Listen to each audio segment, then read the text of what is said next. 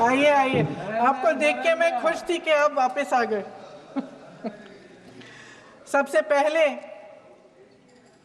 मैं उन सैनिकों, उन जवानों, उन अफसरों को नमन करना चाहती हूँ जो हमारे देश के रेगिस्तानों में, हमारे देश के घने जंगलों में, बर्फीले पहाड़ियों पे हमारी देश की रक्षा करते हैं, जो हर पल देश के लिए अपनी जान देने के लिए तैयार रहते हैं। 1948 से लेकर अब तक, जब से पाकिस्तानी रेडर्स ने कश्मीर पे हमला किया, तब से लेकर अब तक हमारी देश की अखंडता की रक्षा करने में उनका बड़ा योगदान है। हमारी आज़ादी अहिंसा के आंदोलन से हासिल हुई, लेकिन जैसे मैंने कहा, उसको कायम रखने के लिए हमारी सेना का बहुत बड़ा योगदान है। अध्यक्ष महोदय, कल मैं सदन में बैठी हुई सबके भाषण सुन रही थी। आदरणीय रक्षा मंत्री महोदय ने बोला, सत्ता पक्ष के कई मंत्रियों ने बोला। 1 घंटे का रक्षा मंत्री जी का लंबा भाषण था। सुनते सुनते एक बात मुझे बहुत खटक रही थी। उसके बाद जब दूसरे भाषण भी सुने आपके सत्ता पक्ष के, तब भी ये बात बार बार मेरे मन में आ रही थी कि सारी बातें कर ली, ऑपरेशन सिंदूर की बात कर ली, आतंकवाद की बात कर ली, देश की रक्षा की बात कर ली, इतिहास का पाठ भी पढ़ा दिया, लेकिन एक बात छूट गई।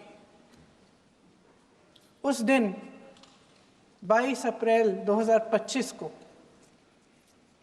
जब 26 देशवासियों को अपने परिवार के सदस्यों के सामने खुलेआम मारा गया, तो ये हमला कैसे हुआ, क्यों हुआ?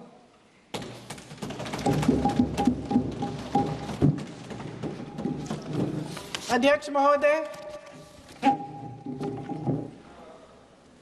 ये लोग बैसारन वैली में, पहलगाम के पास कश्मीर में क्या कर रहे थे? आजकल पब्लिसिटी का दौर है, प्रचार का ज़माना है। कुछ समय से हमारी सरकार ये प्रचार कर रही थी कि कश्मीर में आतंकवाद ख़त्म हो गया है, कि कश्मीर में शांति है, अमन चैन है। प्रधानमंत्री जी ने खूब भाषण दिए, देशवासियों को कहा कि चलिए कश्मीर चलिए, सैर करिए। कई बार मैंने ये भी देखा मीडिया पर, टीवी पर, कि कश्मीर जाइए, ज़मीन खरीदिए, अब वहाँ अमन चैन है, शांति का वातावरण है। इसी बीच शुभम द्विवेदी, एक कानपुर के नौजवान, और उनके पूरे परिवार ने तय किया कि वो कश्मीर जाएंगे। शुभम द्विवेदी की 6 महीने पहले शादी हुई थी। उसकी पत्नी ने कहा कि उनके बीच एक ऐसा रिश्ता था, प्रेम और दोस्ती का ऐसा रिश्ता था कि वो एक दूसरे को बच्चों की तरह हंसाते थे। सोशल मीडिया पर एक वीडियो भी जारी है जिसमें पूरा परिवार एक साथ बैठा हुआ ताश खेल रहा है और ऐसे हंस रहे हैं, ऐसे हंस रहे हैं कि उस वीडियो को देख के किसी का भी दिल टूट जाए कि इस परिवार को इस तरह से उजड़ने क्यों दिया हमने। 22 अप्रैल 2025 को बैसारन वैली में मौसम का मिजाज अच्छा था। जैसे हर रोज़ लगातार 1000 से 1500 लोग वहाँ पहुँचते थे, उसी तरह से उस दिन भी तमाम पर्यटक वहाँ पहुँचे। वहाँ का रास्ता आसान नहीं है अध्यक्ष महोदय जी, जंगल से जाना पड़ता है, पहाड़ों के बीच जाना पड़ता है, घोड़े से जाना पड़ता है। ये परिवार वहाँ पहुँचे, मौसम सुहाना था, उनके बच्चे ट्रैम्पोलिन पे खेल रहे थे, कोई जिपलाइन कर रहा था, कोई चाय पी रहा था, तो कोई कश्मीर की सुंदर वादियों कि ठंडी हवा का मज़ा ले रहा था। शुभम अपनी पत्नी के साथ एक स्टॉल पे खड़े थे। तभी अचानक 4 आतंकवादी जंगल में से निकलते हैं और शुभम को वहीं अपनी पत्नी के सामने मार डालते हैं। उसके बाद वे वहाँ से पूरे वैली में 1 घंटे के लिए लोगों को चुन चुन कर मारते हैं। किसी के पति को अपनी पत्नी के आंखों के सामने, किसी के पिता को अपने बेटे के सामने,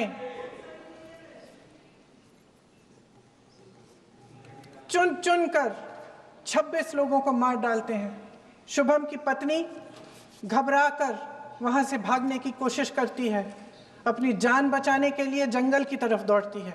वहां पता चलता है कि तमाम लोग जंगल की तरफ दौड़े हैं और अपनी जान बचाने की कोशिश कर रहे हैं। कोई अपने बेटे का हाथ पकड़ के पहाड़ों पर घसीटता हुआ जा रहा है, कोई कश्मीरी घोड़े वालों और गाइडों की मदद लेते हुए चले जा रहा है। कोई रास्ता नहीं है, कोई तरीका नहीं है, लेकिन किसी न किसी तरह से शुभम की पत्नी के शब्दों में किसी ऐसी शक्ति ने हमको बचा कर रखा कि हमें किसी न किसी तरह से हम अकेले नीचे पहुंचे। और मैं उनके लफ्ज पढ़ना चाहती हूं, क्योंकि उन्होंने कहा कि इस पूरे समय जब 1 घंटे के लिए चुन चुन कर भारतीय नागरिकों को मारा जा रहा था, इस पूरे समय उसे एक सुरक्षाकर्मी नहीं दिखा, एक सैनिक नहीं दिखा।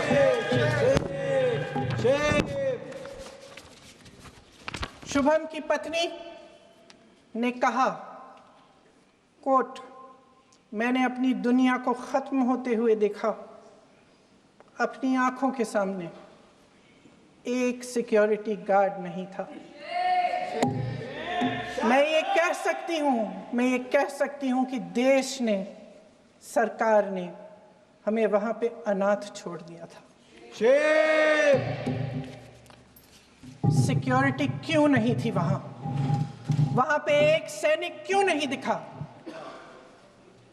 क्या सरकार को मालूम नहीं था कि यहां रोज 1000 से 1500 पर्यटक जाते हैं?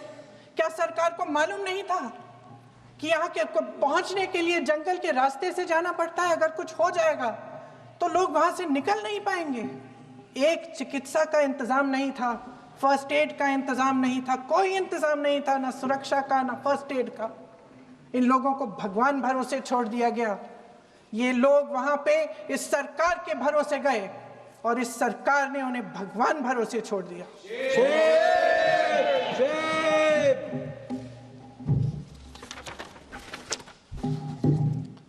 मैं पूछना चाहती हूं, ये किसकी जिम्मेदारी थी?